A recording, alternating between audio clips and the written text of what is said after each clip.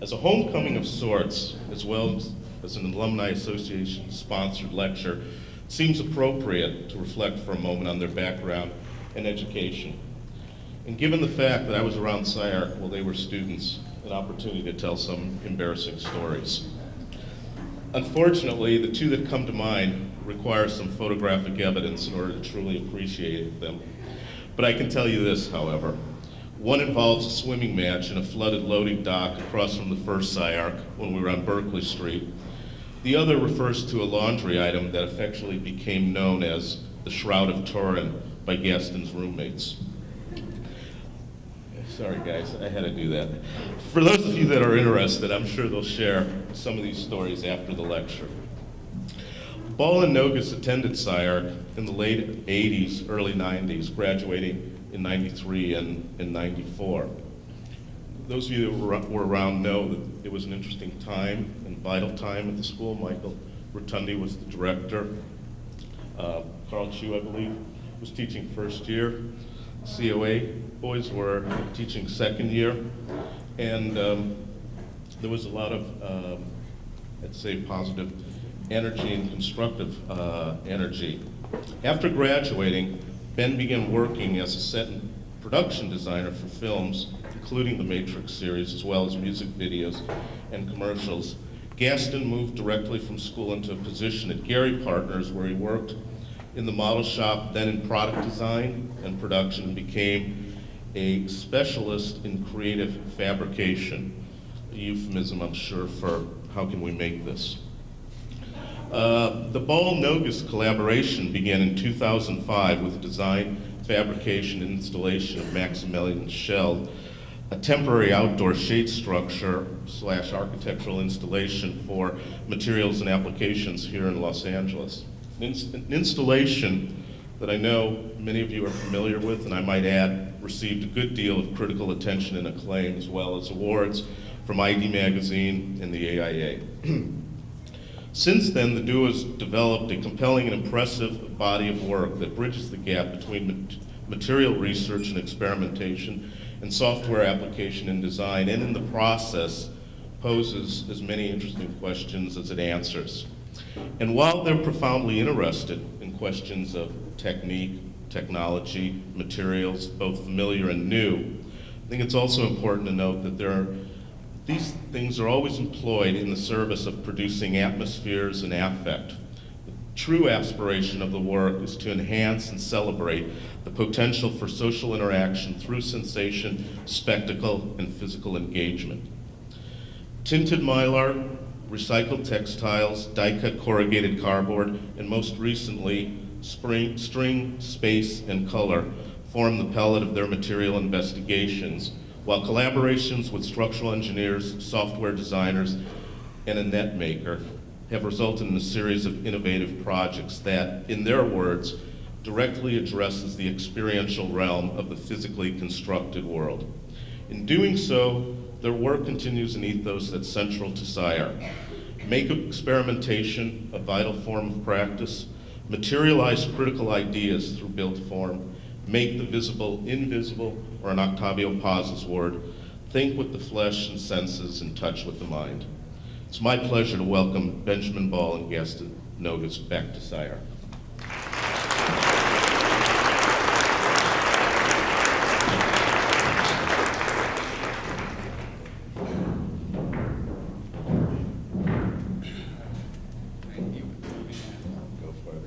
How do you man? We got two.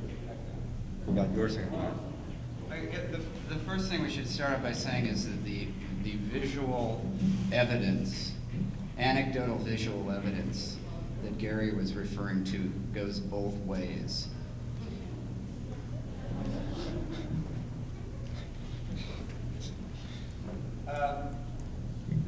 First of all, we just really wanted to thank the Alumni Association for having us. This is really nice to be able to share our work here and to come back. It's also a little nerve-wracking at the same time, but I'm sure we'll get through it, and I really hope you enjoy hearing about our work. And thanks for embarrassing me with the Shroud of Turin, Gary. What was that story? I'll get into it later.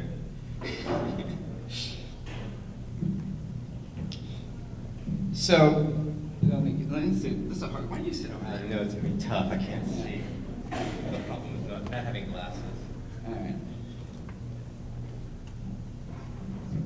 So, the first slide we have up here, the question you guys are going to ask is, what does it mean? And it does bear some conceptual relationship to the Western Exterminator logo that you'll see on the corner of Temple and Silver Lake Boulevard.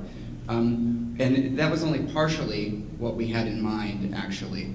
The reason we show this, and that is actually Gaston's hand, and I can assure you that no animals were harmed in the photographing of this, but really what we were interested in this is the kind of tension between the physicality of the hammer and the digital, and also probably even more so is the frustration with the limitations of digital practice. And then finally, it's this space. And in that space, I kind of see this intensification of the sensations delivered through the physical world, which in this case is about to be delivered to that mouse. So we're going to start with a couple of images, these that from our past. The left being these representing two what I would call conventionally opposed creative practices: fabrication.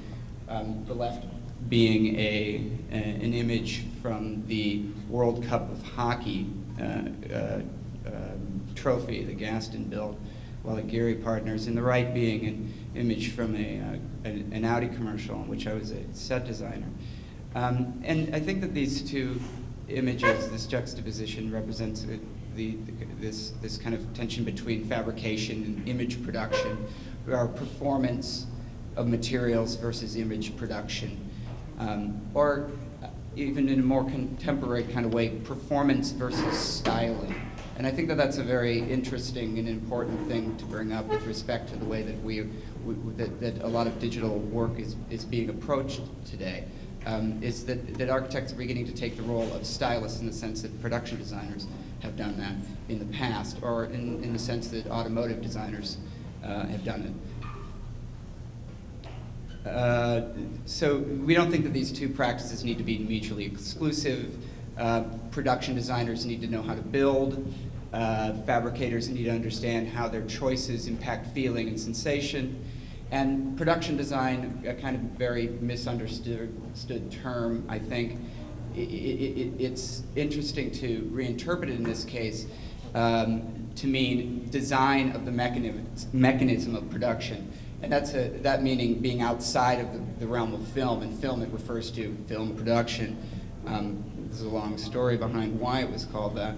But we almost want to reinterpret it to mean the design and the mechanism of production, which I think is one of the primary endeavors of our work. So it's this conceptualization, computation, and fabrication that we feel need to be deeply that are deeply integrated in our work, and we're working between several different. Let me see this.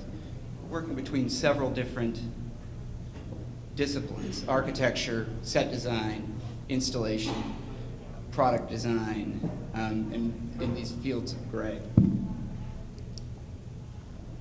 This is a design or a recording studio that I did about 10 years ago.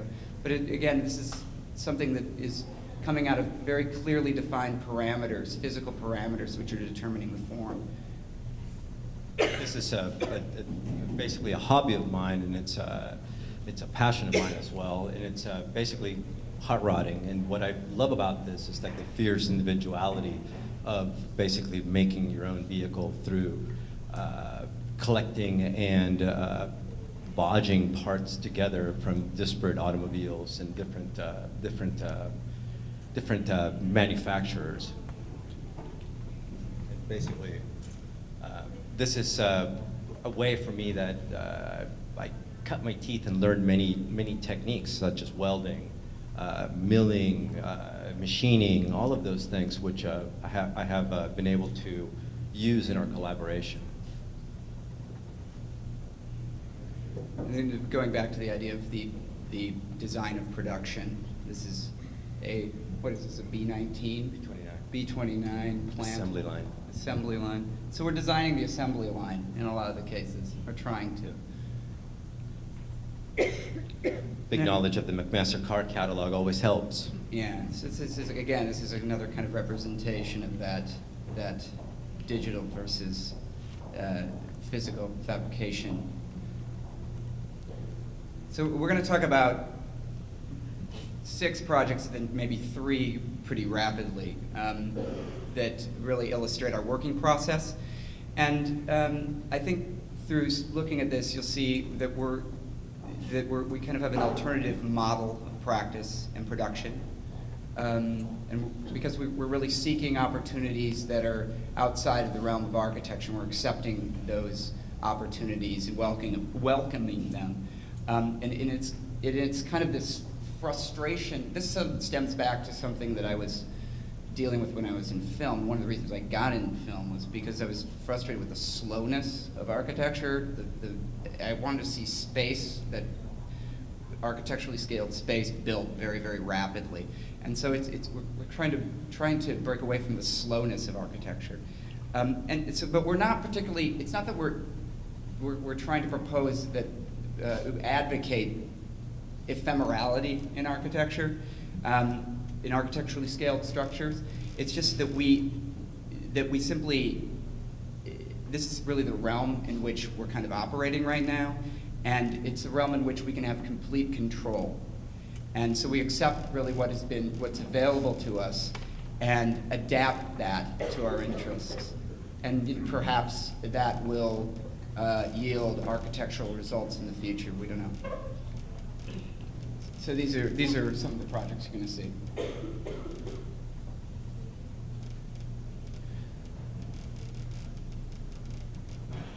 You got the timer on? I do not. I'll get it going. All right. So the first one was at Materials and Applications, is Maximilian Schell, it was called. Materials and Applications, as you might know, is a not-for-profit research center in LA. A little bit like Storefront for architecture in New York. Experimentation, it's got an outdoor gallery, workshops. So the question that we were asking when we did this project was, how do we create a temporary installation which operates both as sensation and public spectacle, but also allows us to extend our research into non-standard building systems. So we embarked on a very long journey of research. This took about a year. That was comprised, I would say, of 3 components. One being studying the work of Frei Otto, 2 being studying the 1979 Disney flop, The Black Hole, which was a terrible, dreadful movie, and the final one being research and development. So the first, Otto, go ahead. Otto was instrumental in the development of textile structures in the early 20th. You want me to do this? In the early 20th, mid-20th century, he extended that research into and developed theories about it. Minimal surface theory. You want to talk about this? Yeah, I mean, what's interesting to us about this image right here is basically the fact that it's an analog computer that he used to analyze these structures. Basically, things that, or model making in order to achieve results outside of just pure styling. As you can see here, he was trying to understand building through model making. That kind of, this analog computer now has been replaced with digital computing. You can see this on the left. There's basically a soap film model on one of the slides, and the other one is a digital representation of the same technique. I think it's important too to tell you that we don't. It's not that we're really fascinated by minimal surface theory or anticlastic membranes, the sort that Otto is doing in in the 50s, 60s, 70s, and still being done. We looked at this as more of a structural type which would enable us to study some of the ideas about non-standardization that we were interested in without resorting to building compressive structures. And in a very simple way, compressive structures cost a lot more money, right, than tensile structures. And so it's, I think of Otto as being just kind of a quotation or kind of a structural sampling.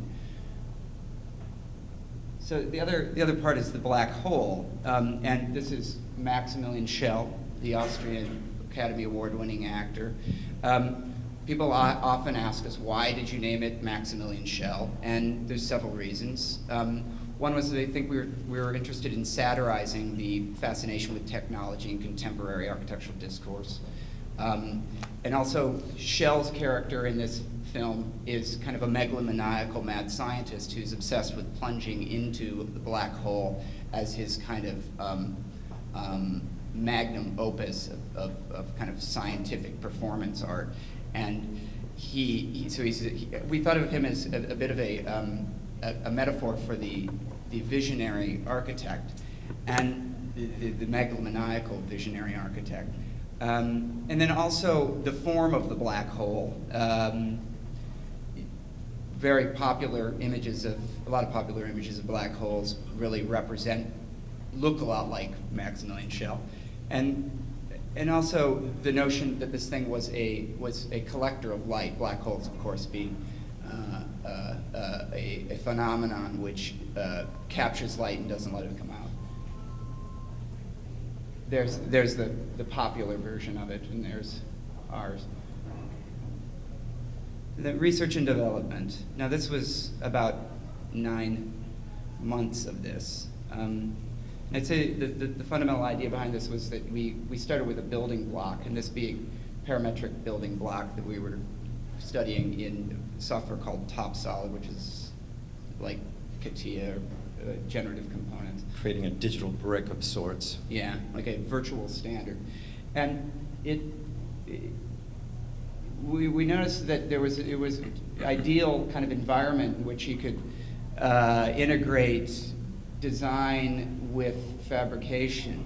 And so we started taking this brick, and it's a dimensionally variable brick, and in what you'd call instantiating it across surfaces. And what we noticed is it started getting away from that kind of smooth, idealized surface that you tend to see in the computer, and it is commonly made in surface modelers. It's a flattened image of one, cut patterns of them. So all of this studying. This is really like proof of concept about how you could instantiate flat piece, folded, virtual surface. And this was being done without really without respect at the time for how it might fit into a site. When we got to the opportunity to do Maximilian Schell at Materials and Applications, several issues came up. One was, well, how do we? This is an early model of it, and you can see it's kind of it looks like an object. And we thought, well, how could we address this space without creating an object? And so we started thinking, well, what if we enclose it and sort of create this hole over the space? So we're replacing a building with a hole. And then it would create this veil, and if we were to use a translucent material. And then how do we adhere to the scale of the street while we're creating this big kind of spectacular thing? So the idea was that you would actually have it address the street as almost at the height of an awning. And it would be kind of rather inconspicuous from particular angles, but then upon entering it, you'd have a very different understanding of it. Right, you'd see a glimpse of it, and it would draw you in. Well, basically, going through all those studies, we made lots of models. A lot of those models were studying technique. In this instance right here, it's basically laser cut polypropylene. And through the studying of by building all these models and studying all these various techniques, we basically learned what we could not do, what we could not achieve. Blowing this up, this worked at a small scale, but blowing this up to the scale that we wanted to work in created quite a few problems. Flange connections wouldn't work, the PETG wouldn't be strong enough, laser cutting would be far too expensive for the amount of money that we had. So basically, through studying material and technique, we learned what we could not do. Here you can see basically the shape right there, the flange connections of how they would work. And this led us onto another exploration. We had to set about finding a material which could work at the scale that we wanted to use it at. This led us to finding basically a material, in this case Mylar, which was also fortuitously had a technique that was a CNC cutting technique that was associated with it, which allowed us to explore this and continue working at the scale of architecture.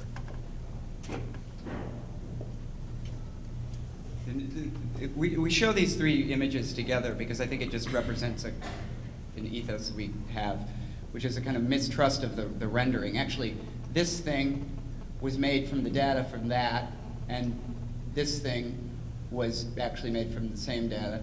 And we tend to shy away from these kinds of visualizations as they, well, we'll get into that. Next. Yeah. Here's the machine basically that we used to cut it. It's in essence a large pen plotter. Should we turn it on? Turn the video on. Yes, we have. And what you can see here is if it plays is that how quick it moves. And you know, as you all know, I'm sure with the CNC equipment that you have here, I mean, the stuff takes time. And sometimes time is not what you have. Time is money. So this was fortuitous in the sense that it was quick. Also, learning how to, basically finding this machine and exploring this machine led us to try to learn about its limitations and to learn about its capabilities and try to exploit those limitations and capabilities for our design. You can see here there's an image of the print head on it, and the print head also has a Sharpie attached to it, which is kind of a pretty cool thing to have on a CNC machine. You know, it's a dumb pen. But what was interesting about it was trying to trick the machine into doing things that it wasn't accustomed to doing, such as drawing.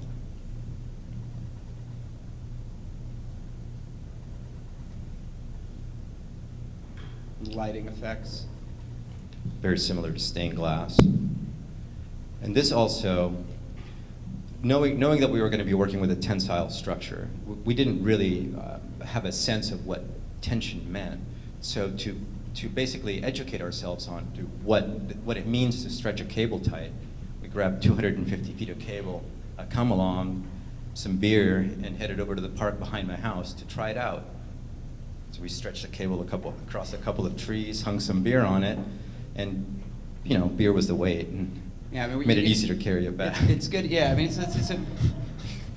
it's good because we drank most of it. It's really important to get a sense of that. I don't think that that's something that we ever, you know, I never dealt with it in school, and I was really terrified of it when we tried it. So back to the kind of engineering side of this, I guess we've been talking about, but this is another aspect of it, which is back to the kind of auto part of it.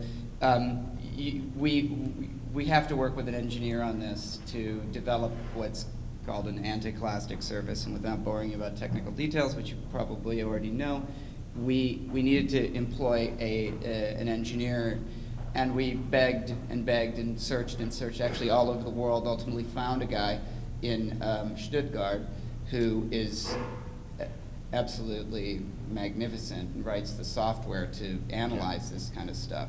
And the beauty of this is that it can happen so rapidly compared to the way that Otto would have done it. You can do the type of analysis that would have taken him 6 months in 3 days. So, you know, rather than just like relegating that that type of work to the dustbin of architectural or structural typologies, we thought, well, why don't we try to, make use of the fact that the means of analyzing and producing these types of things have become actually very, very affordable. And this is the kind of discussion that you would have with them. It's just like a faxed image. Over the internet, Yeah. late at night, back and forth images. And this is the information that he would send us back, trying to understand the tensions and the stresses on the surface. Section through the space, showing the object in relationship to the space. That one doesn't really read. This is going back to that virtual brick idea. There's two different incarnations of that.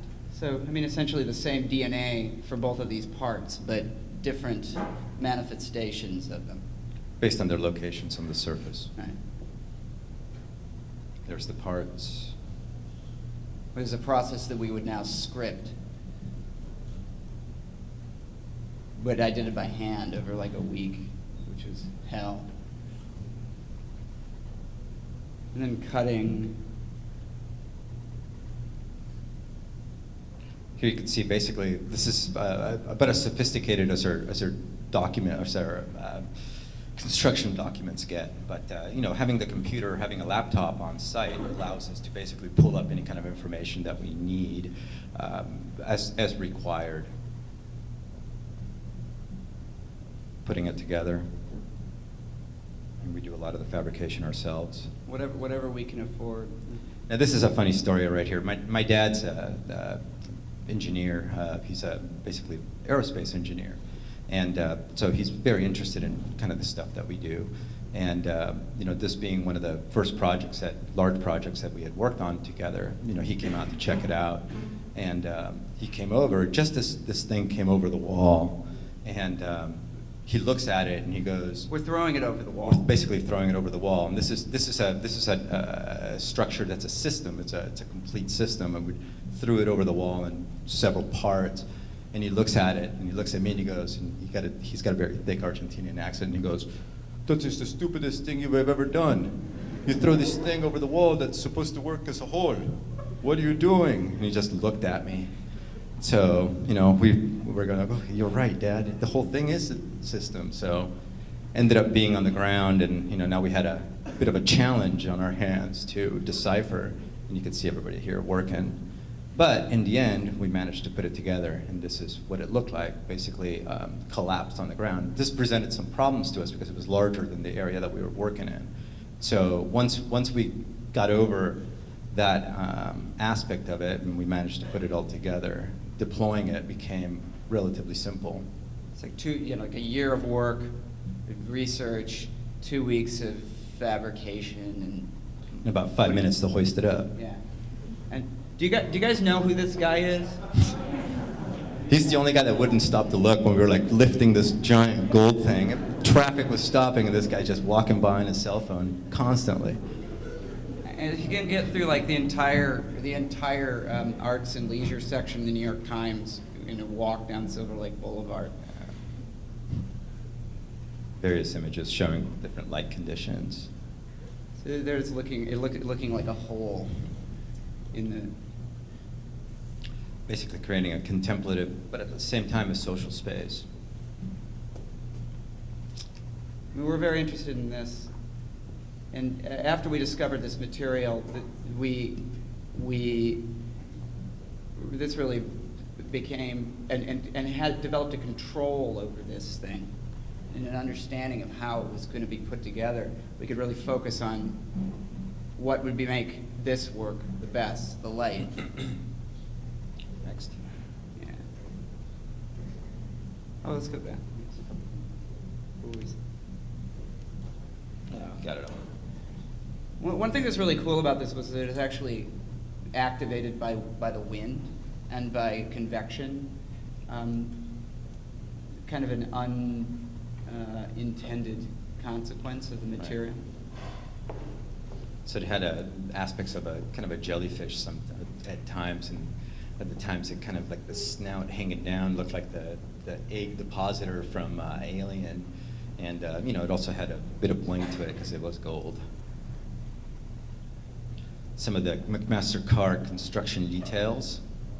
I love that catalog, so looking up at it.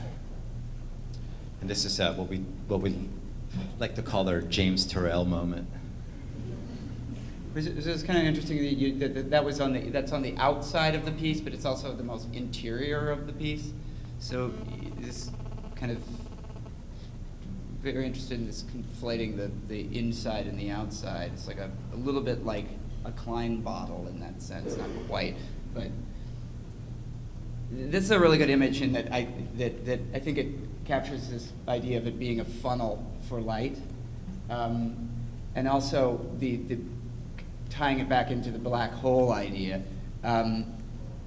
You can see that these parts, one of the ideas behind the black hole was that these parts, you're really dealing with like structure between these points, right? And then everything else becomes decoration or you know, expression and modulation of light. So we start playing with an algorithm which would essentially make this what we call the shag get longer and longer and longer as it became closer to what we're calling the singularity of the piece. And so you get this kind of, it becomes unfaithful or kind of violates the purity or the sanctity of this digital surface. And this is like what we're calling shagging the surface, because it's like this shag that hangs off of it and is activated by the wind. Unpredictable, unrenderable, really. This is a slide showing you the clear snap rivets, a reinforcing patch, and the Sharpie labeling system.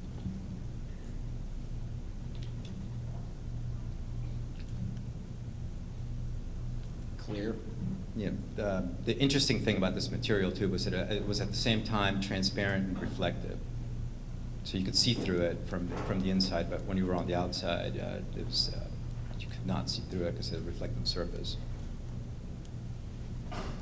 And it was at the scale of it had a good scale, like a social scale, like the type of spaces that it created were conducive for just people hiding around it, having conversation, being inside of it, goofing around, having fun washing it.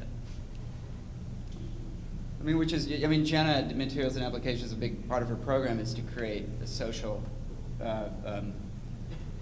activity in that space. I mean, I think that that's her response to the kind of social isolation that we experience in LA. And so we really wanted to complement that with the work.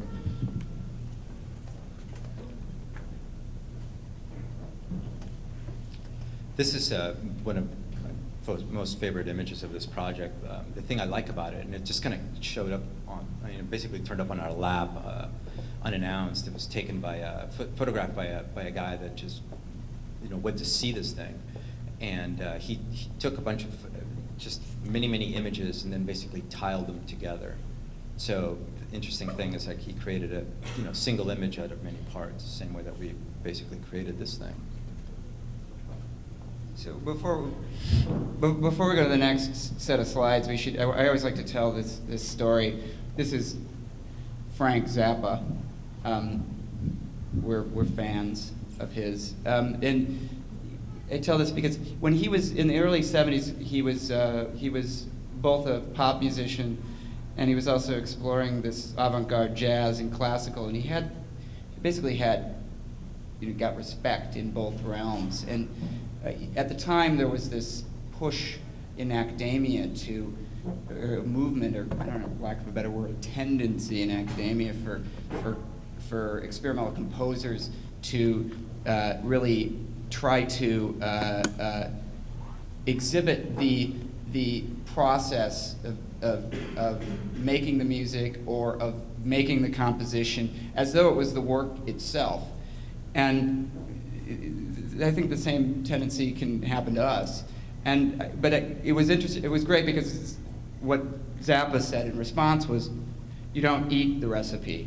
And that really the point of music is to create vibrating air molecules that stimulate your nervous system and make you feel something. And I think that's important for us to keep in mind, as we're talking about this, that that's really what we're interested in, is the result, although we do focus on the process quite a bit in the discussion. Tiffany Gary, this is a second project that we're showing you guys. This is Tiffany Gary Gala at Rodeo Drive in Beverly Hills. Basically, it was an event design for Tiffany celebrating the launch of the Gary jewelry. So we had several objectives to achieve. One of them was to complement the Gary jewelry line. The other one was to complement their ad campaign of the body as a landscape, to link their brand to the sublime, while paying homage to Gary. And our challenge was of pushing the boundary of Tiffany's concept of luxury by using basically common materials, in this case cardboard, and with the goal of creating a shared memory of this event for the event attendees. So it's just like, go for it, Like I used to get offered event designs when I was doing production design. I got this kind of snotty period where it's like, I don't want to do that crap. And like we accepted this with just wholeheartedly, and we're like, we're going to turn this into something that suits our interest. So the challenge here was basically we took as a starting point the Gary furniture, the Easy Edges cardboard furniture from the 70s. But we shifted scale in the stuff from basically the scale of furniture to the scale of architecture, basically, and also trying to basically trying to break out of that that linear extrusion. CNC milling for this project basically made no sense because of cost, so we decided to basically aestheticize what we could afford. You just take the fact that you can get a lower resolution of curvature with cardboard stacking against each other. So it's turning that low resolution into the aesthetic kind of driving force. So this basically created a surface that was something like skin, something that you really wanted to touch. So a very luscious, tactile surface. In essence, it works very much like a shifting deck of cards. So that's basically the image that we like to show because it gets at the idea of how we use the material. Each piece is the same. All we're doing is just basically rotating them on each other. So creating this, basically we had several challenges. One of them was budget, and we always design, we have to design within a budget. So with designing within a budget, we only had a limited amount of cardboard that we could purchase. So it became a fine game. It became a game of basically playing with the surface area of the cardboard, trying to create the most amount of shape and curvature while using every single square inch of this cardboard. So we by basically nesting pieces together and creating a kit of parts. I love these kind of things. Ever since I was a kid, I loved equipment and machinery and stuff. So these kind of things really turned me on. This is, in essence, an enormous cookie cutter, die cut, that's used to cut the cardboard. And they put it in this enormous machine. Does this video play? Should we play it? Let's play it. You want to see it? I want to see this. He wants to see it. I'd never get tired of this stuff, so bear with me. But it's basically a giant cookie cutter, and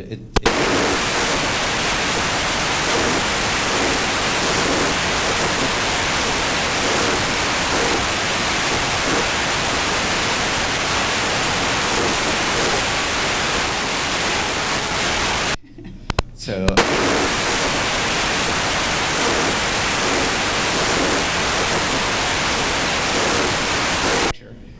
All right, good. All right, so basically the stuff comes, all of the cardboard after being cut came in a big rig. We took it out of the big rig, unloaded it with a forklift, and set about punching out every single piece. So basically creating a kit of parts. You see all of the parts here arranged together. And once it's all laminated, it basically creates a very strong surface. That's your slide, Jack. Oh, yeah. Well, I mean, one way we study this is through creating constrained parametric models, which enable us to play with the shape, with the vocabulary of form which this particular material can make. So it's like playing with an intelligent ball of clay.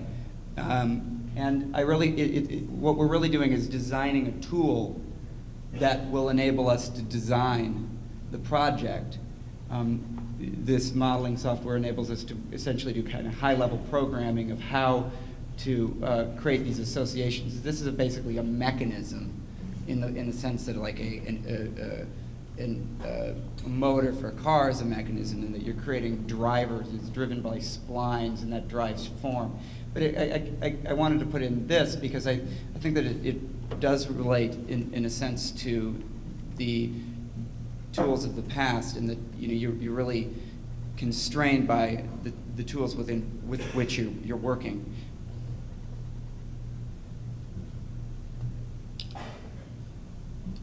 It was we were asked to create ottomans and furniture and this thing called a model wall, and this idea here being that you put a model inside of this structure, this big cardboard blobby thing, and the audience or the visitor being on the outside, and they kind of peer through this window, and they can see very discrete and controlled views of the model. Yeah. Basically, we took we recreated their ad campaign through these vignettes, and we had real live models on behind the wall that were using or posing with the jewelry. The idea or the image that we used to sell them on this was Duchamp's Étant Donné, and basically kind of created a little bit of a peep show kind of window on there. And it was a bit scary because about 2 minutes before walking into the event, one of the Tiffany people walks up to me and goes, "We were a little concerned that this might be a little too sexual." And we're like, "Well, it's your ad campaign. I mean, the girls are naked." It was very spooky.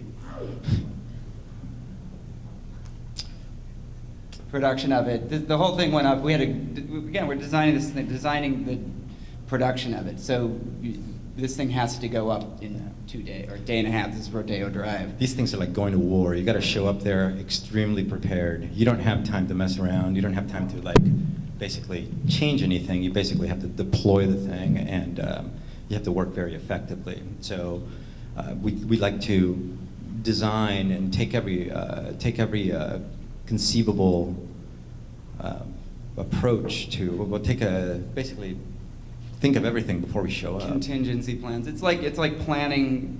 Yeah, it's militaristic, or not militaristic, but it's like military planning. Yeah. Which is, again, it's like it's very much like being a production designer. This type of work, I think, when I was in film. Except for the guy sitting down, everybody else was working. And this thing was basically deployed in about 2 hours. And then you can see the peep show windows. Lighting design. Lighting effect on the surface. And another aspect of it was that we were asked to create furniture. So what we did to come up with with the furniture is like the way that this is shaped by, it's a kit of parts basically. So you have 2 profiles of plywood that become the armature, and then you have the cardboard rib. This system basically allowed us to basically tell the fabricator, whichever guy was basically putting it together at the time, to basically, they could pick apart. They could say, we told them, just take any 2 parts that you're interested in putting together, pick a piece of cardboard and screw it together. There was really no way to go wrong with it. So it was basically the discretion of the individual builder to determine the final configuration of what was going to be built as far as with respect to the furniture. And this is some of the pieces that created.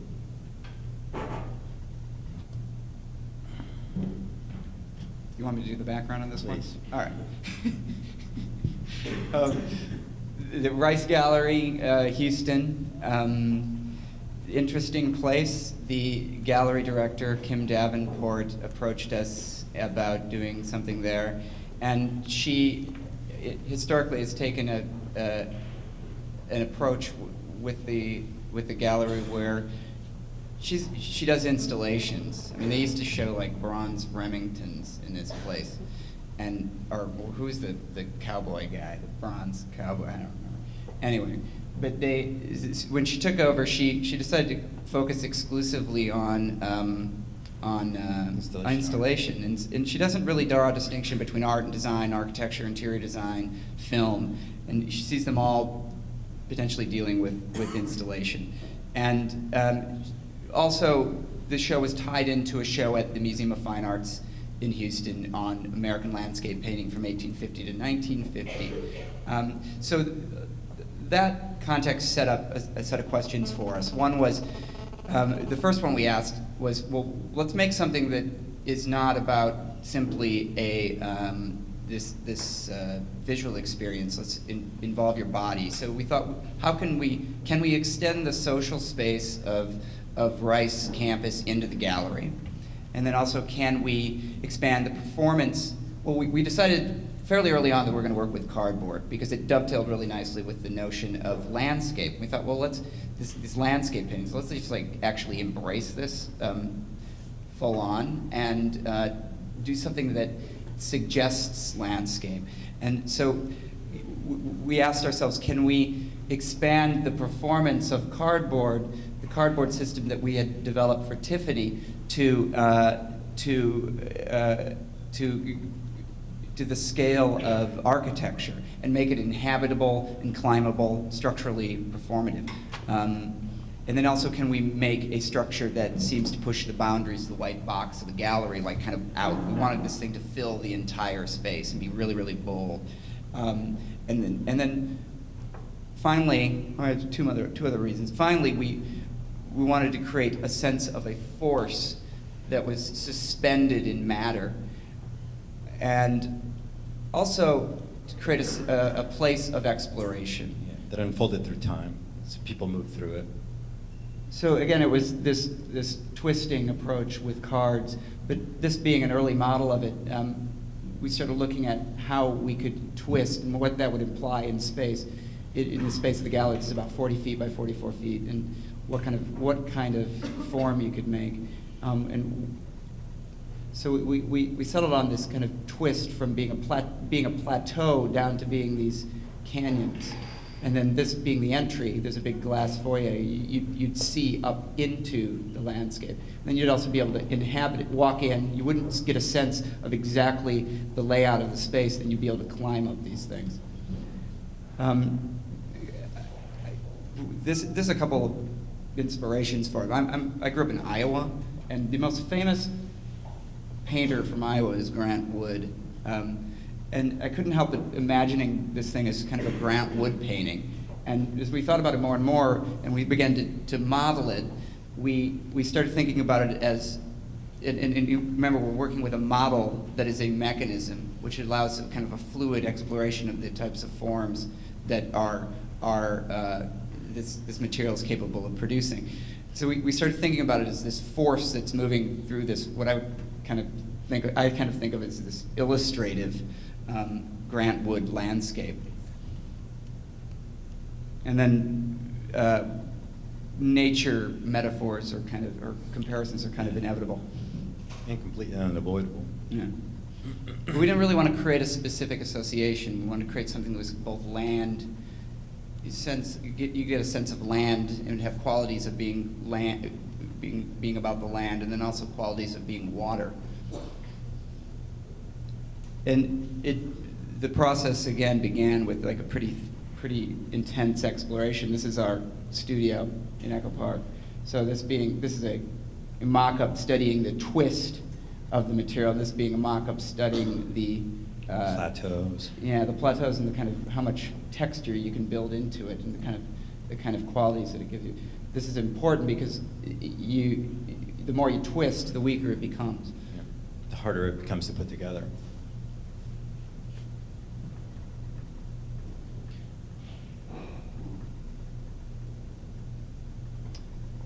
I'll quickly talk about this. This is one of the models again, the parametric model. Again, we're designing a tool to study this.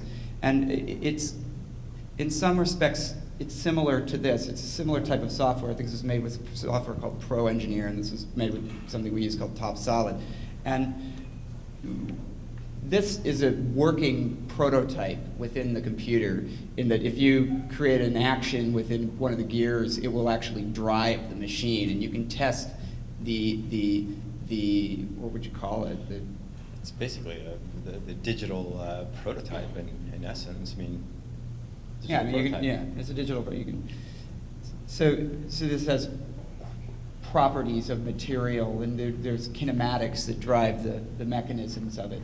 And so we're doing the same thing here, in that we're creating a system of splines that are laid out in plan and in elevation that drive a set of subsampled stacks of cardboard, and creates this intelligent ball of clay.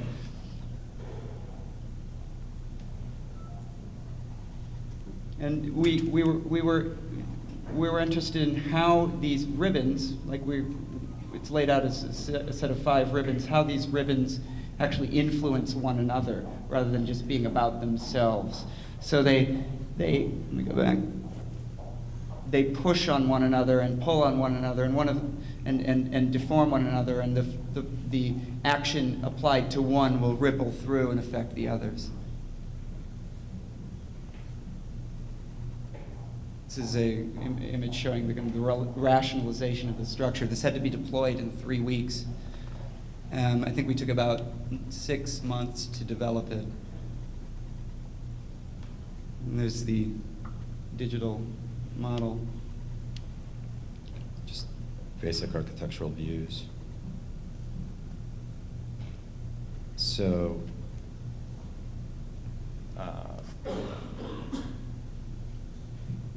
again, you can't get a sense of what it's like until you get in it.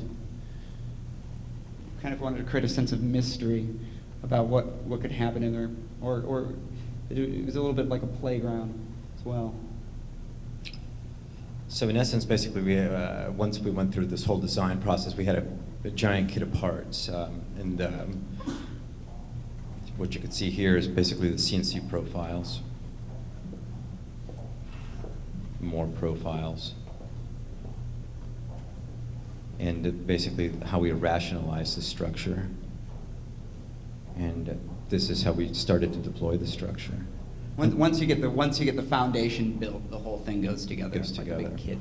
This was the only thing that we had to basically measure. So we had this parts. What we had done for this basically created parts that had flexibility in them that we could swap in case we needed to give it more rigidity or create a stronger structure. And everything showed up again in pallets, and with very minimal waste. Except less than 10% waste, and all of it was recycled. Elevations through the armature. And here you see the whole armature basically assembled together. And this could be done by, and we had to really very carefully look at what we would be capable of doing within that 3-week window. So it's a little different than buildings that I've worked on in the past, in that you have an absolute deadline. I always find that there's ways to fudge it a little bit when working on buildings. They get extended and they get pushed back, and in this case there's an opening, and if you miss it, you're Gotta really be done. embarrassed. This picture is kind of good because it shows working on this thing, and we show this because one thing that we've noticed, and we started thinking about this when we were down there, is something that's been, I don't know if it's the way it's going to remain, but there's a tendency in the design professions and art right now for there to be kind of a contempt for labor and a detachment from the process of fabrication, and we're really trying to resist that and embrace the material and really engage with the material firsthand, because it's through that process of engagement that we learn how to design, and enables us to design more efficiently and actually, get our things built within the parameters that that have been laid down.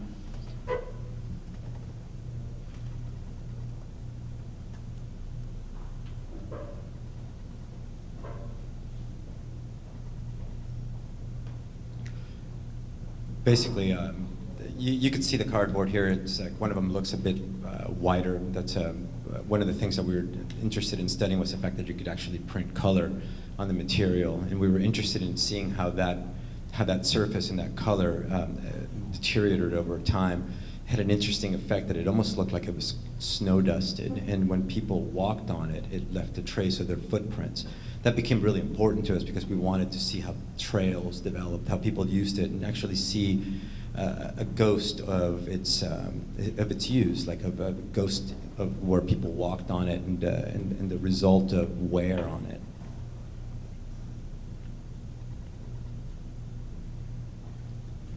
So here you can see, like, basically kids love this thing. They were crawling all over the place, and it became a space of adventure and exploration and fun. Basically, the campus, like people sitting and milling about outside, was extended into the gallery because now people could come and climb on this thing and sit inside and study inside. Houston, if you guys have ever been to Houston, it doesn't have any hills. It's basically a swamp. So this was our western landscape inserted into the swamp of Houston. It was enormous.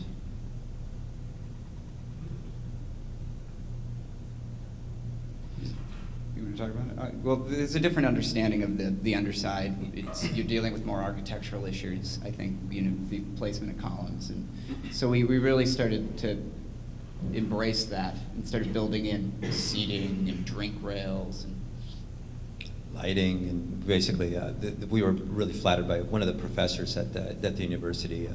Was teaching a class, and one of the lectures was on Plato's Cave. So she actually came up to us and she said, "I'm going to come over here and like have the meeting with the students here." So basically, it became something that people used. That people, it wasn't just an art object. It was where people studied here, people relaxed here, and people even made out here. So we've been told. You could hide in many places. So here you can see the architectural structure with the drink rails. Underside, what we call the Krusty Canyon, the hidden canyon in the back.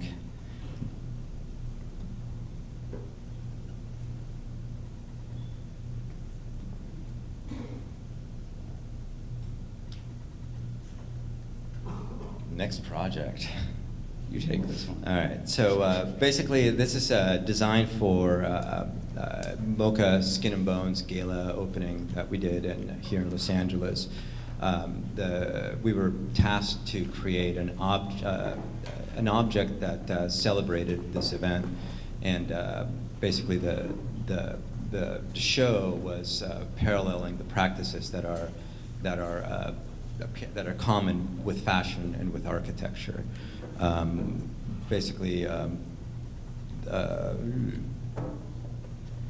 So we had it was a gala opening for high-rolling donors, and we had about a month to conceive and put this together.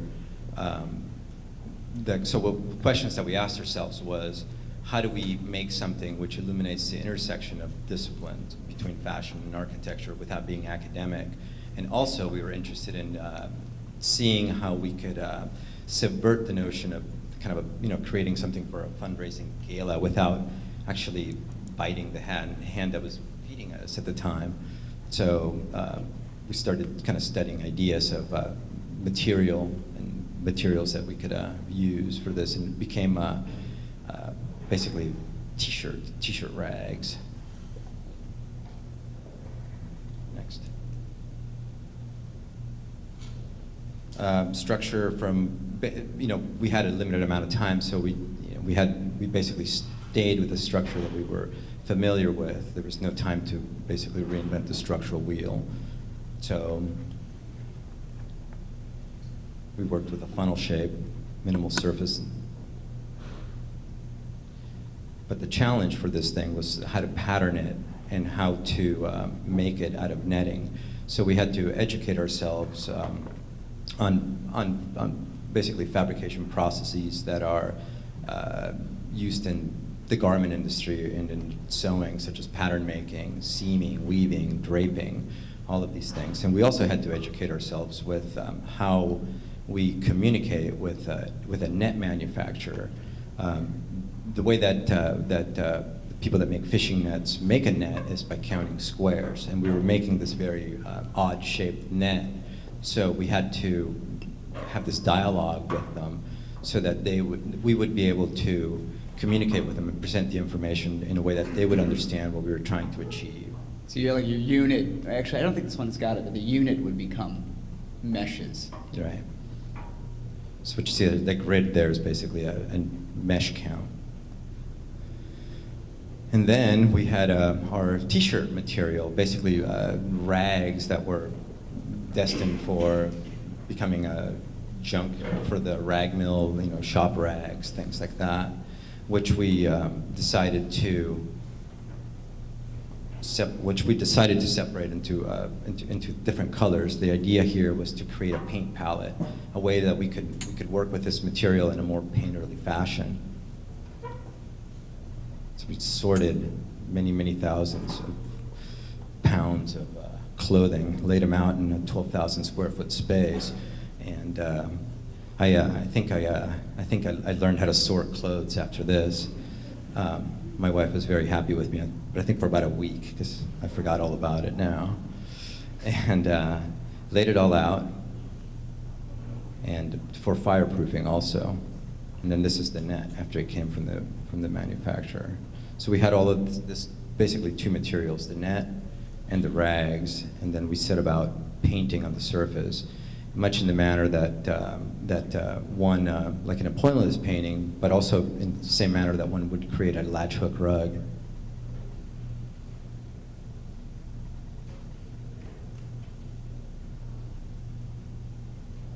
Different views of it.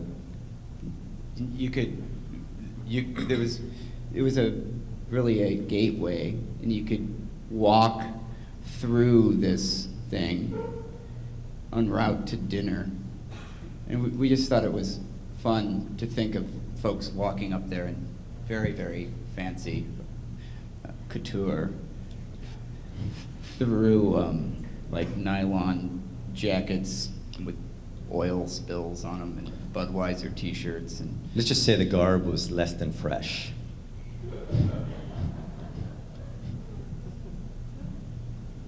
We just cruised through this one, right? Yeah, this is a workshop that we did at the Kunstuniversität in Linz, Austria.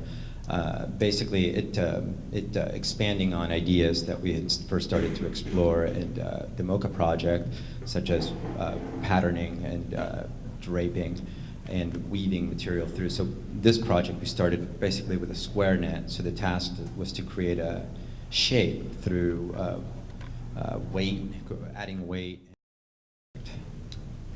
Liquid Sky, you want me to talk about Yeah. this one for starters? Liquid Sky for PS1 Contemporary Art Center. New York City, Queens, Museum of Modern Art sponsored competition. An opportunity for young architects to strut their stuff in the in this kind of high-profile courtyard.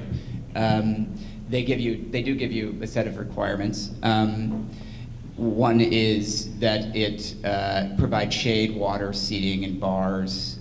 You have families coming through this on the weekends, and then on Saturdays is becomes a big nightclub during the day with bands, and something like 5,000 people show up, and people drink a lot, and people take a lot of drugs, and as we've heard, fun is had by many. But it's an event space.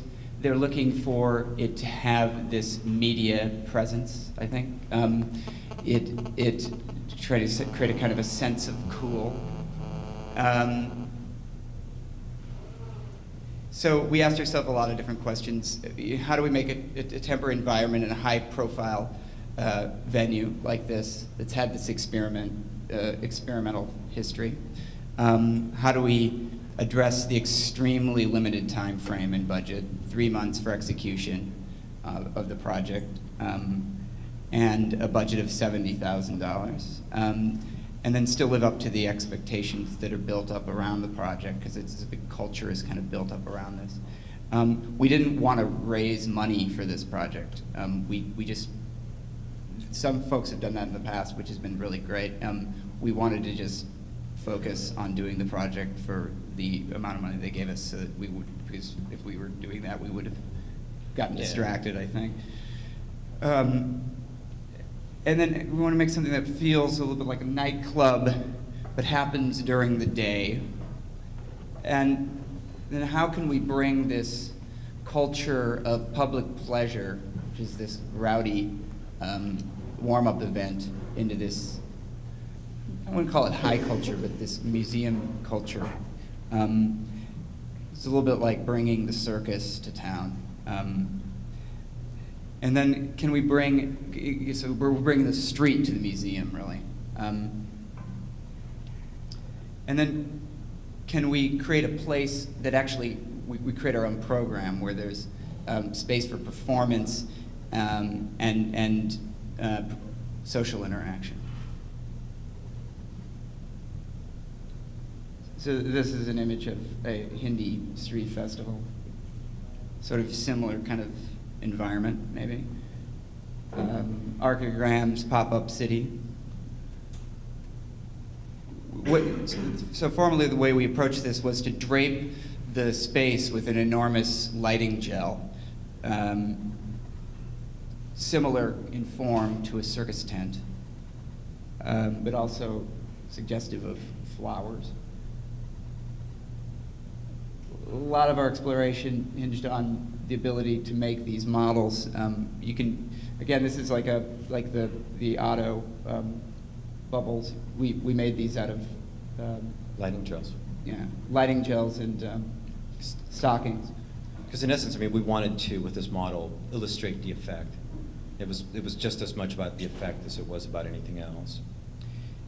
So it's a lot of the ideas that we learned, or the things that we learned through Maximilian Schell, we wanted to expand upon in this project. And it required a lot of expansion because we were building something much bigger. It was exposed to really high winds, a lot less controlled crowd. And the speed of development for this project was about 25% of the time that we had for Maximilian Schell. So again, it was this design of the production as well as the design of the form. So we're working with this big team of people on this: engineers, material companies, fountain company, people that are doing the computation for us, fabricators. And so one of the first things we tried to develop was this chronology of how the thing would go up, this plan for how this thing would come together. And that's what's illustrated here. So the idea was that we needed to create height. So the thing that we could do to create height the most rapidly, we thought, was to use utility poles, just common utility poles, but without that creosote stuff on it, and create these tripods out of them. So we would have these trucked to the side, break them in, set them up into tripods, erect them with a crane, which happened in about a day. In about 2 hours, actually. Yeah. So you got this set of tripods, and then very, very rapidly bring in a surveyor who would give us the locations of all those points in space, pass that information along to the structural engineer who would do a relaxed surface model a la Otto, break that, rationalize that surface, and it's not shown here, the instantiation. Anyway, then put these, and then script all of the pedal development, which what we would call pedals, the parts that comprise the surface, so that we could very like kind of push a button and it would happen, rather than taking like the 2 weeks that it took me to go through the exercise of doing Maximilian Schell. So you relax surface, get a wireframe out of it. This is all scripted instantiation. You got these pedals on the surface. You catalog all the pedals. The whole thing sits on one of these tripods. Tripods post-tensioned into the ground. So I mean, you couldn't knock this thing over with a. You couldn't pull this thing when it was tensioned into the ground down with a crane. It was incredibly strong. And then hang these things off of it. The color in this case represents the strength of the individual pedal, which actually became the way that we organized color in the final project, when we actually put the project together. Not using purple, but. So here's the surface.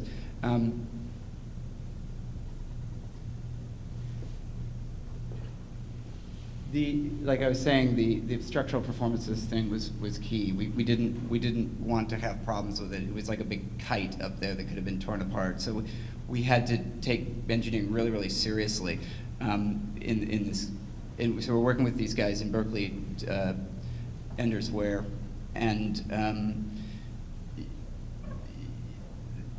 I'll just keep going. Yeah, I mean, this thing also had to have longevity. I mean, we live here in California. If something breaks, we can't go out there to fix it. Other projects, like for example M&A, we could shoot out there and replace a rivet or something like that. This we couldn't. So the engineering and the exploration of the material became that much more rigorous, as you can see here, by some of the testing that was done on this material. Basically, pull testing, studying the different tensions that the material could go under.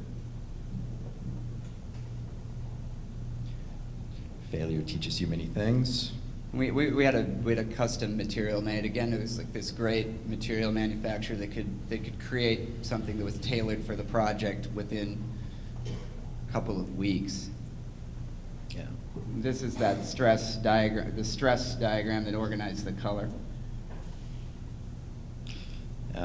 This is basically material we'd never worked before, this utility poles. And what I always love about these jobs is that I always get to buy a tool or two. In this case, a really nice Stihl 16-inch chainsaw, which we used to chop up all this stuff. And I'd never used a chainsaw before, so it was kind of, I'm up to the challenge. I think I could do it. So learning how to do this stuff, it's always a thrill for me. So you could see the poles basically staged out on the ground, moving them up over the Subaru sculpture that was there with a couple of chokers that we borrowed from him, and as well as a few hand signals that he taught us for the crane. Yeah, he's great. He was really nice. And we basically then assembled all these things into these tripods. You can see there the handy-dandy chainsaw work put together. And then another fun thing that we had to do, 28-ton crane to come in there and basically erect these things from being laid up on the ground to standing them up. So we accomplished this with basically a crew of about 4 people in about 2 hours. There they are, buried in the holes with a post-tensioning cable going down into the middle of the tripod, basically in the center of the tripod, and all of them arranged in the space previous to being surveyed. And now the surface is basically starting to be deployed onto these parts. Ooh, what happened? And that's I think during one of the early warm-up parties from the balcony above.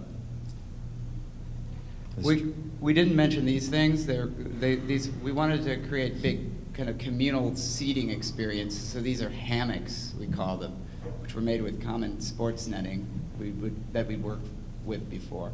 And we, well, let's just introduce those. Yeah. There was a tornado that summer in Brooklyn. I don't know if anybody heard about that. But we survived it. It survived.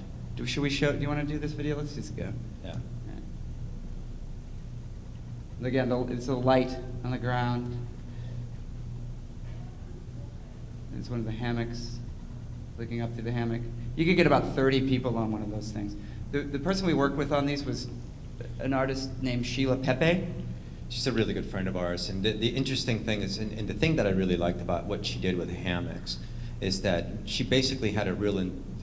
These things work, and in essence, they work in the same way as the canopies work. I mean, they're these tensioned surfaces, but she had a real intuitive sense of working with them, and how to basically shape it, and create the structure in a very intuitive fashion, like almost like drawing on it and creating different types of strengths in the material by weaving and stitching and just basically building up layers and layers of string. And she would come back after every warm up, because you'd get like 60 people sometimes on these things, so they would stretch a little bit, and she would come back every weekend or every Sunday, and basically restitch them back together. So these things developed over time and became much more interesting as drawings. And there was kind of a nice juxtaposition of this like kind of craft aspect juxtaposed with this like real kind of technical, CNC surface up above. You can see some of the work that she'd done. She would often bring a different color in every week. Yeah. So we work with many collaborators. I mean, we work with lots of people to do these things. Some of our collaborators, Jenna and Oliver, who they did the water effects on this. This was a room we called the Droopscape, which is, there's a little adjunct room to the big courtyard there. They call the sand room. And so we created this slack canopy, which is kind of the antithesis of the canopy in the other space. Right. Where the other space, the canopy was very tight and resisted the wind. This one embraced it and would get blown around and activated by the wind. Yeah. But it was also over this, we designed, with Jenna, created this thing called the dump bucket, which was a gravity activated water bucket that would, randomly, well, not randomly, but every so often would dump on people below. So this became a stage on which people would perform. I have another funny story about this one. Right when we were finishing this up, and, we had just finished completing this, and we were getting ready to test it. And, had about a week left to go before it opened. I'm sitting there because I had a little living quarters in this sand pit. So I'm sitting there by my tent with some friends from California that had come to visit, and all of a sudden a pair of underwear goes flying by me, and I look over, and there's this naked guy standing there. And it's like, ooh, okay. It was kind of spooky because he had to wait for a while, and then it became a little awkward, It was a bit awkward. I was like, I gotta go. This another collaborator, Israel Kandarian, graduate of SCI-Arc. Yeah. We worked with him. He created this poster series. He curated a different poster every week from different graphic designer from around the country, throughout the world, and these were amazing. So it's like this, after 10 weeks, you had this accumulation of all these posters and all these different messages. You can see some of them right there. Vintage Black Flag posters.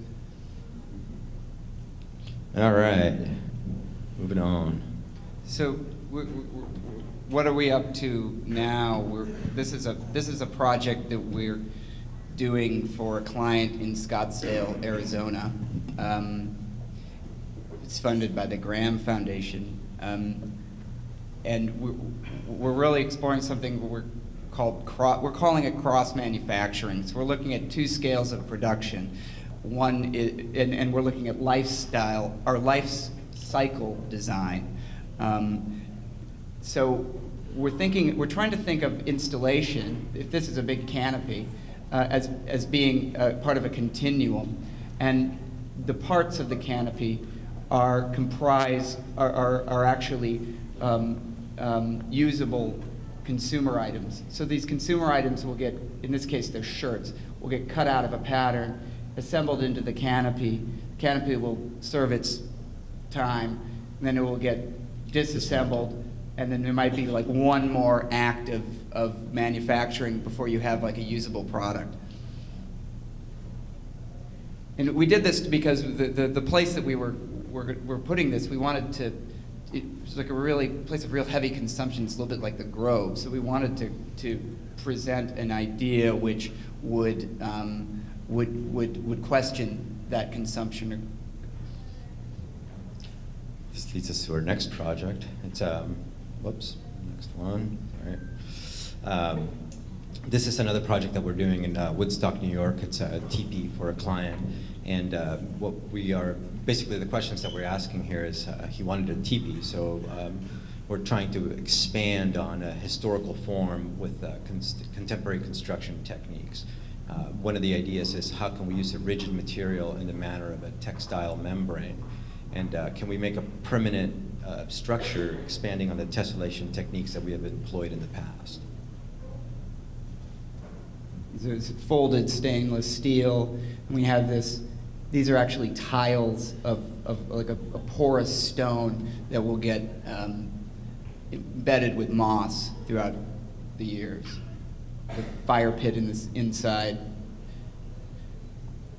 So it becomes a beacon from his house across the land. He's on a like 8 acres of pasture land.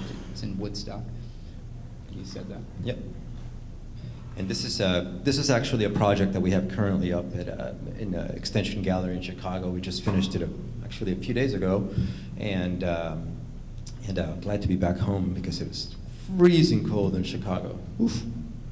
So take it away. Good. All right. So we were interested in finding a way to make space or make kind of architecturally scaled spatial modulations using, without creating a surface or without creating a volume. And so we started thinking, well, what would that be? Is there a way we could organize space with fog or something very, very diaphanous? And given that there was a really limited budget for this project, we needed to do it with an economy of materials. So the idea that we started working with was that we would use an enormous amount of twine, and that we would, by virtue of draping that twine in very, very controlled locations with very, very controlled amounts of tension, we would be able to create something that had form and it had organization, but it didn't really have volume. Right. And then we also were interested in the use of color in this thing. And so there's the gallery. It's really a great space, double height space in the Chicago Arts District. This is an image of the finished installation.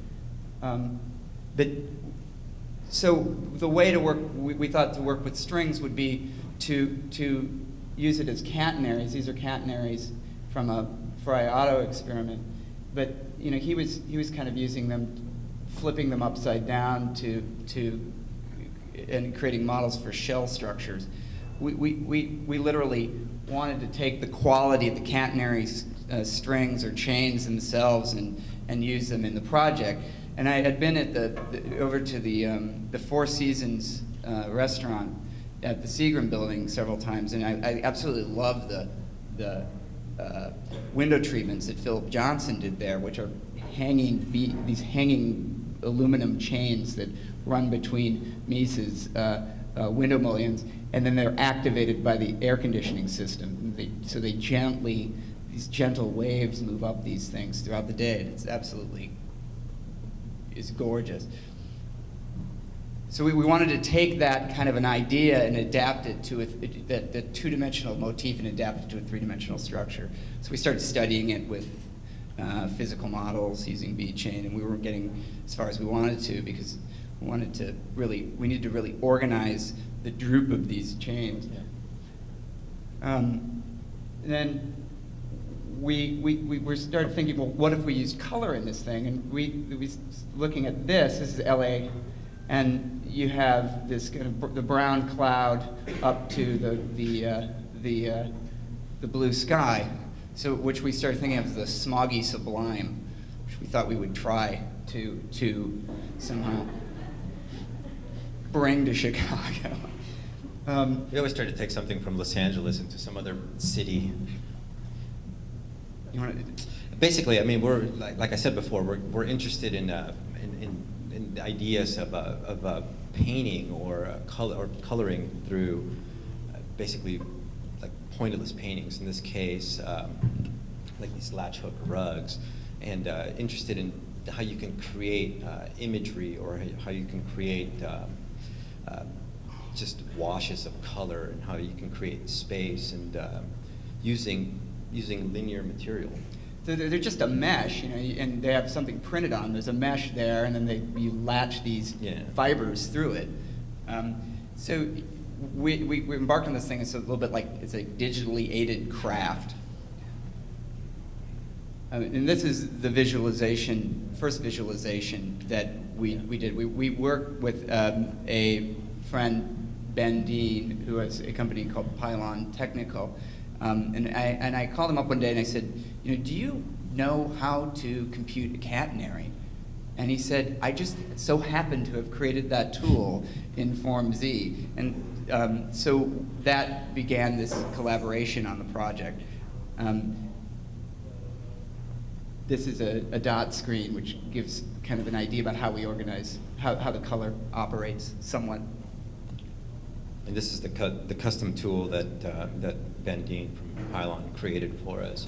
It's basically, it's not scripting, but he actually really got under the hood of the software and modified it to create a digital tool that we can use. It's like, you want to explain? Yeah, go ahead. Yeah, you have three arrays of points. Catenary needs, you know, it's a string hanging from 2 points, and it has so you have 2 points and a degree of tension on it. The degree of tension is a factor of how much it droops down. So the catenaries in this case are defined by a point here, and a point in the blue, which this shows you the low point. And so you develop an array, similar in some respects to the system we had at Rice, which is you developing this array that's controlled by splines, and that shows that in the distribution of the points throughout those splines, and then the low point, and we can control, so we can shape this and change it according to, you know, our design interests. This is an elevation view of it.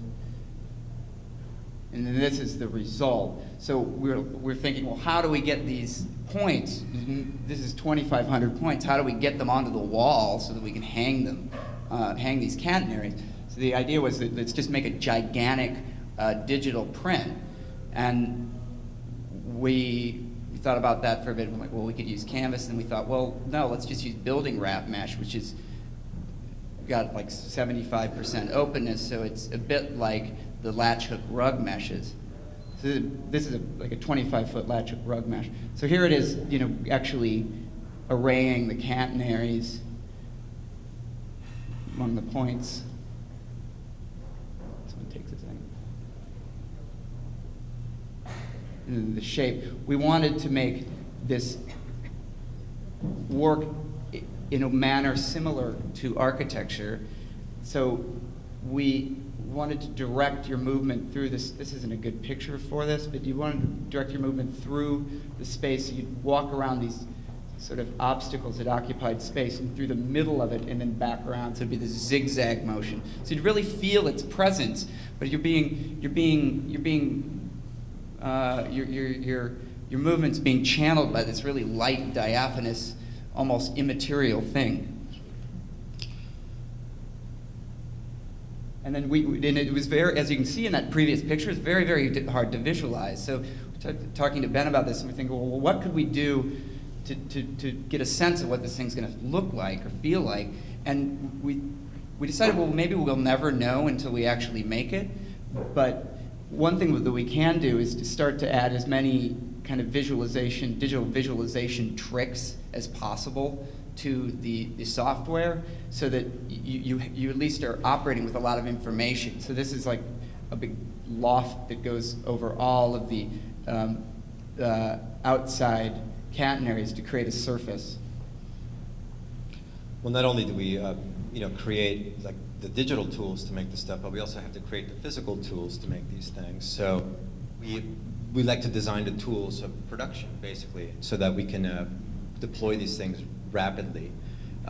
So what we did here was basically had a system that was all of the string with some spools on the end, and then we had I'm going to use this thing. We had the spools right here. We had people that sat on either side of this, and a tape measure that went down the road. So in full operation, we had a crew back there that would take a tag, hand it to the person in the middle. They would take the string that the person over here would hand to them, match it, the number on the tag to the tape measure, and then they would walk here, hand it to this person that had a handy dandy little tool that we had made this is you can see some of the ladies like taking the tags and cutting the string. So it's like the CNC operation on this is a printer printing out onto mailing labels the lengths of 2,500 or 2,300 catenaries. We're cutting it right there after marking it. And then over here they would come and hand it to another crew that sat on opposite ends of each other, and they had this modified drills that we had made to operate with your foot. So then you could take the various lengths of string and wind them onto a piece of PVC pipe that then had the mailing label wrapped on it with location, color, where it belonged on the grid, and all that good stuff. And then they would put it on these racks that we had made in order. It was very zen-like. Had 3 days of walking back and forth, doing this stuff. Yeah. See them doing it here. I prefer the term therapeutic. Yeah. Or you could just say good exercise for some people. Yeah, that was good. Here's the modified drills. I love stuff like this. It's what we call jigitude, right? That's another thank you to Ben Dean. He's in the audience tonight. So there's all the basically obsessive compulsively organized spools of twine.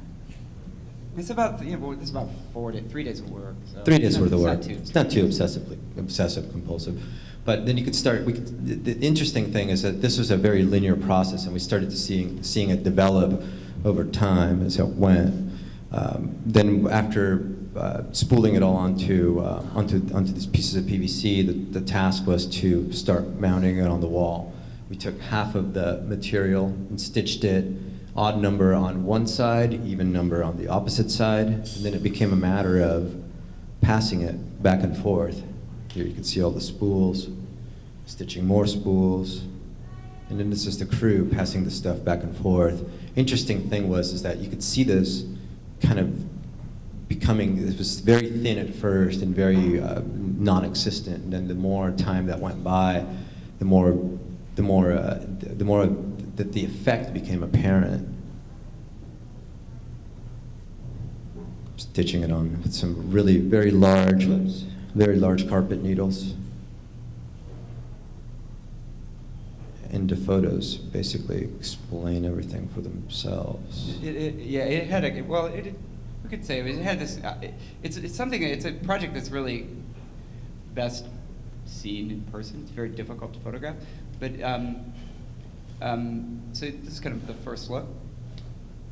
It had this object quality from the outside. There's one approach.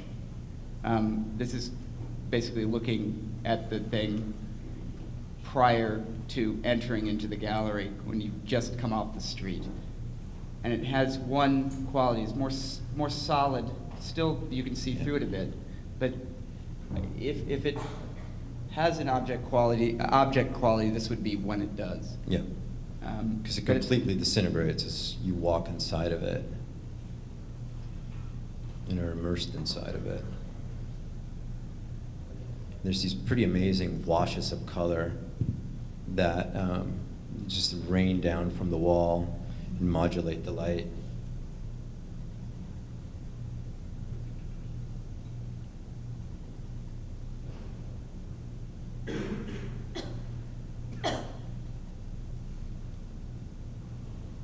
really different at different times of the day.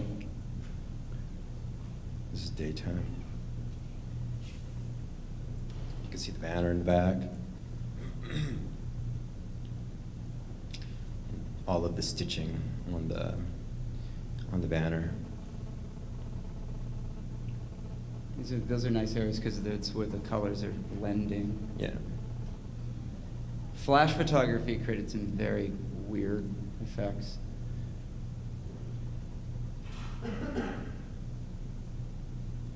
Times it looks like rain coming at you if you're driving down a highway or whatever, fast. Rain just as it speeds up, as it approaches your windshield. In Chicago, it's snow. Yeah, slushy snow.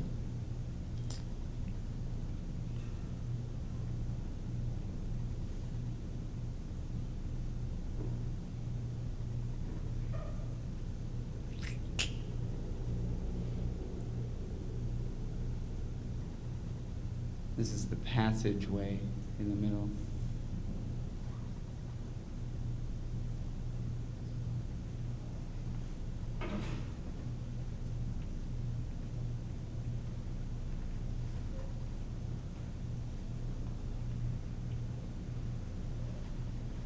It has qualities of volume, but it's got this array on the inside of it. And I just absolutely love this part of this image because just that wash of blue, it's pretty intense. Like it's like you know that it's made of string, and you can almost see each individual string, but from a distance of not that many feet, it becomes almost as if somebody had taken a bucket of blue watercolor and spilled it, or blue powder and spilled it.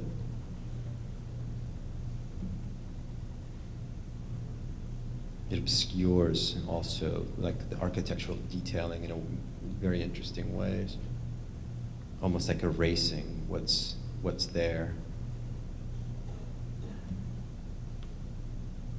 Woo! All right.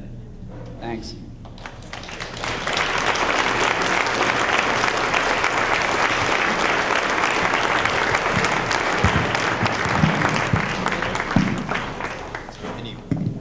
Any questions or no questions?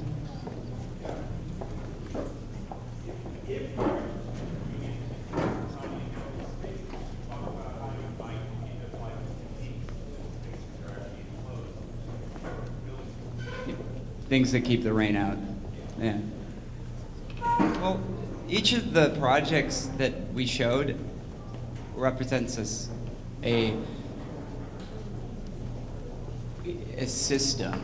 It's a systematized approach to making things so we're thinking about a part becoming a whole.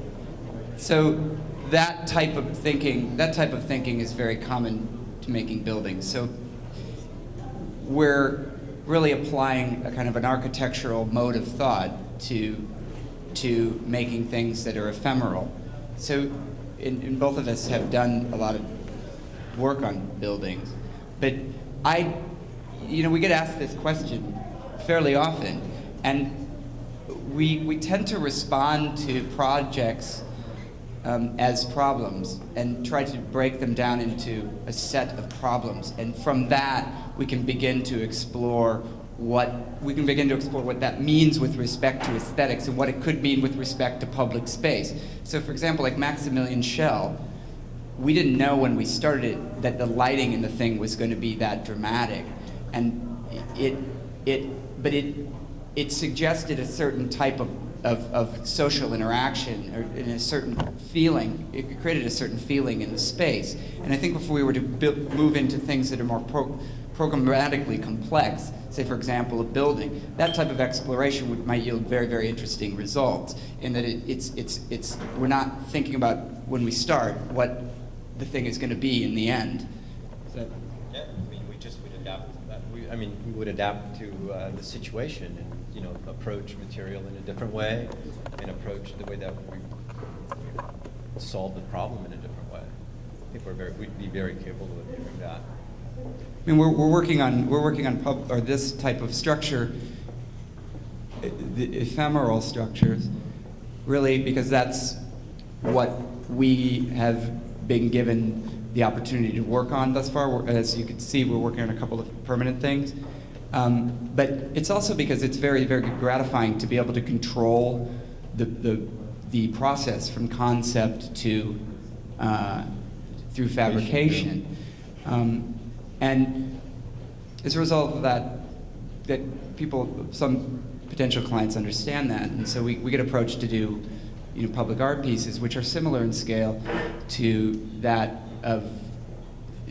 similar in scope to some of these projects.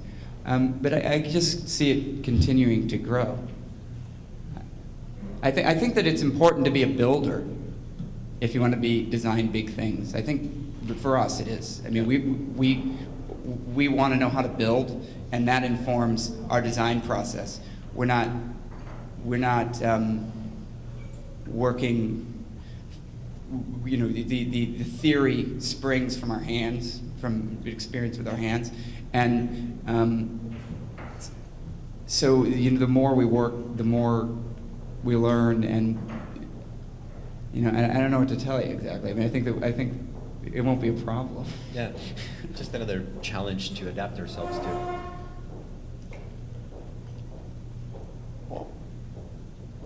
No other questions?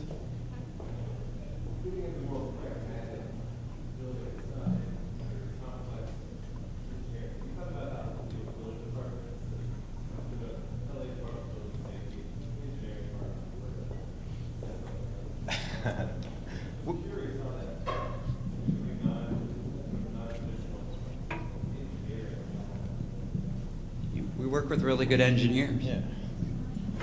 But we also understand the engineering. I mean, you can't just hand the project off to an engineer and expect them to solve your problems. But we design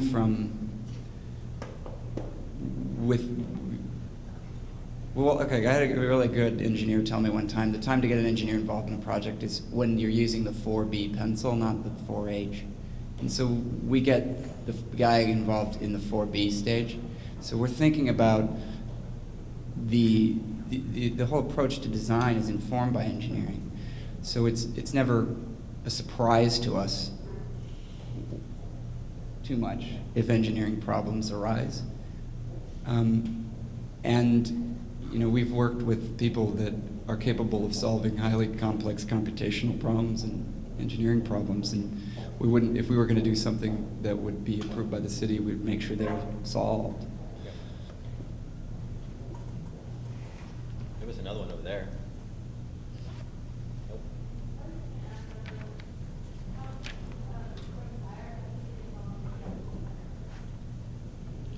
It's you. Well, my mom was in theater when I was growing up, so I was always interested in it. I always had my eye on it, and I was always really turned on by movies when I was growing up. And when I was in school, in the early 90s, there was a pretty bad recession in Los Angeles, and nobody was building. And I was seeing people who were finishing school not get jobs, and I remember like these people coveting jobs for like $6 an hour, and in doing very, very not particularly interesting work, and not having really any control or authorship as young people. And my brother was also in film, and so I was exposed to that world a bit, and I saw that these guys were building sets for him and they were able to build these things very, very rapidly, and see this thing through completion and feel the space and see the light on it and get a sense of materiality. I just started hanging around that world a lot, and then when I was in school, I started banging on the doors, like it was literally like a canvassing operation of getting in the door of one production designer. I think I tried probably 40, and eventually one of them gave me a try, and I just started rolling in it. You do one project with them, and they want to keep you around because they're hiring freelance people. They don't want to keep hiring new people. And I worked with him. And then when he started becoming a director, I worked with his assistant. And then his assistant left town, and at that point I had enough experience. I could work for a lot of different people. But it's a very slow path, and it also requires a degree of, I think, you have to take a risk at a certain point if you want to actually be a designer. Like it's like architecture, art. If you want to be the author, you have to risk doing like very low budget projects for people like student films, and then eventually you'll be perceived as being a production designer.